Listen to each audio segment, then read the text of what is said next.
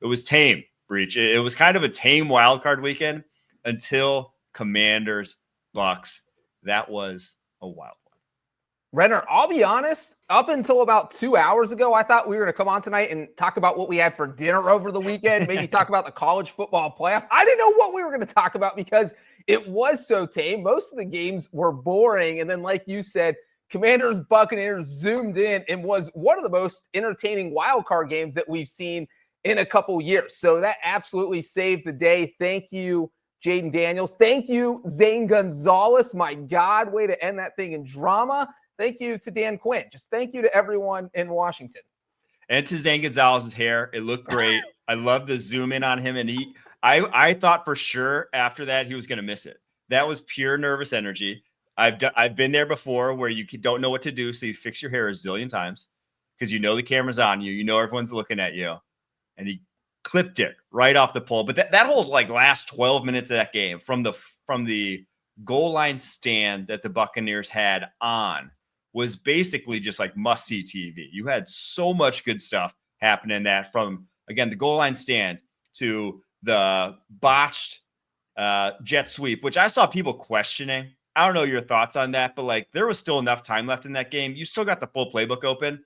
A jet sweep to the Tampa Bay Bucks is not a wild play to call in that situation. That's not getting too cute. That's not, handing it off to an offensive lineman at the goal line, right? That's just a normal play out of the playbook that Baker Mayfield makes not 9 times out of 10, 99 times out of 100, right? And he's never done that this season. So I didn't think that was the big deal. To me, though, 2 operation problems on the Bucs offense at the end. Not only that, but then you have the botched timing between the center snapping early on a 3rd down handoff that goes to Bucky Irving.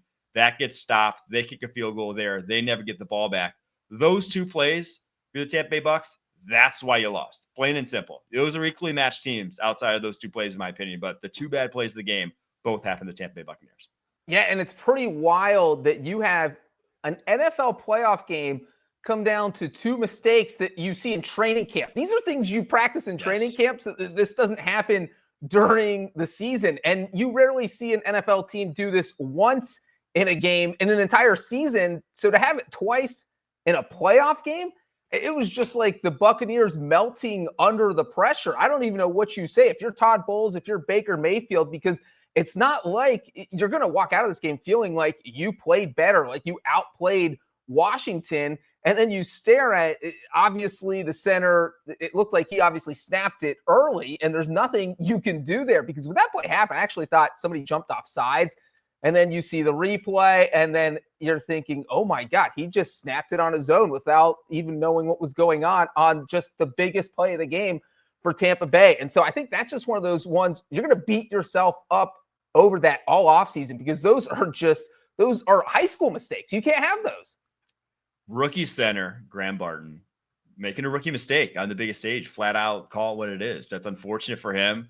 The hard count, you heard Baker giving a turbo set, and that's when he snapped it. The rest of the offensive line knew it wasn't supposed to be snapped because he didn't even – I thought Baker was going to fumble because he stood there for a split second with the ball in his hand thinking what do I go from here? Is this live? And then he hands it to Bucky, and then Bucky's got it out like a loaf of bread in his hand or something, a prize he just won. He's holding it out in the air. I was like, whew, they actually got away with that to not fumble and only have it be a field goal, but then have to just give the tip of the cap to Jayden Daniels and what he did. And a rookie. I talk about rookie mistakes from Graham Barton. That guy didn't make a single rookie mistake all game. Probably the biggest rookie mistakes he made was getting killed on the sideline a few times, taking some big shots that he really didn't need to. But there were no rookie mistakes from him. Really, the worst play he had was early in that 4th down or on that goal line stand that they didn't end up converting. He just had a turn down to, one of their backup tight ends whose name's eluding me right now. Guy was open. I believe it was Bates, their backup tight end.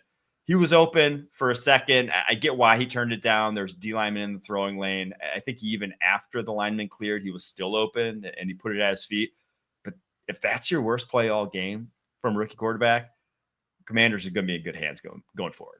Yeah, and it's interesting watching Jayden Daniels play this game. It was kind of like you just said, where he didn't make a mistake. I kept waiting for him to make a mistake. Rookie quarterbacks, they melt down in the playoffs. That's just what happens. There is no pressure like this pressure. Everybody's playing faster. You think it's fast during the regular season. Well, now everything's sped up, and now you have to process everything faster. And it is just everyone just melts down. And Jayden Daniels did not do that at all. It was big play after big play after big play. You look at the fourth quarter, throws for 57 yards and a touchdown. They probably should have gotten that pass interference call on the fourth down where they failed. And you look at all their possessions, there was not a single time in the second half where I thought Tampa Bay was going to stop Washington. I think they scored on every single possession except for that fourth down failure that probably should have been a pass interference.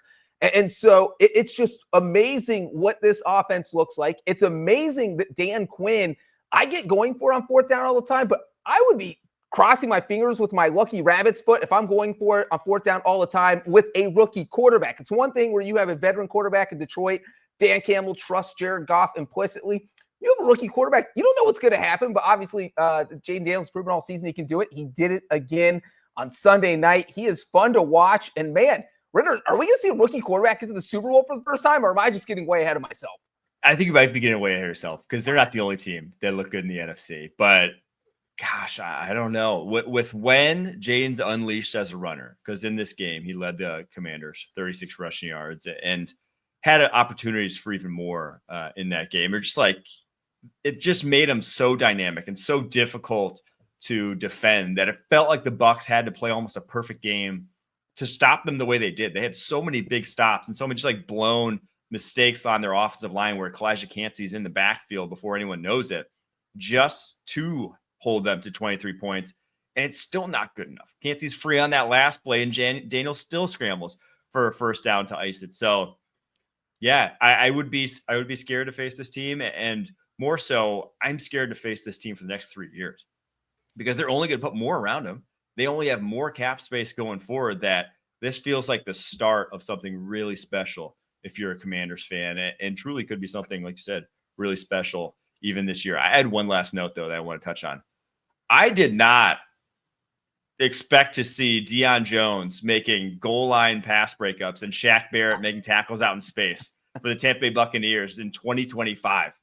Deion Jones, that name came out of nowhere to me. He didn't play a snap in the regular season, this guy. That was incredible. Well, and for Shaq Barrett to be retired and then decide, you know what, I'm going to unretire, force the Dolphins to cut me so I can go sign in Tampa Bay and play in a playoff game, and then to actually be on the field and make several plays was pretty wild to see that. But, good on Shaq Barrett for weaseling his way out of Miami and getting into a playoff game. Shame we didn't see more of them. But Commanders, great W. Great to see that franchise finally having some success after long first playoff win since time. 2005, Renner. Do you remember where you were the last time the Commanders won a playoff game? I do not. I was in high school. I was actually just starting high school, would have been where I was. So no clue. I don't even remember who they played in that one. What was I don't remember either.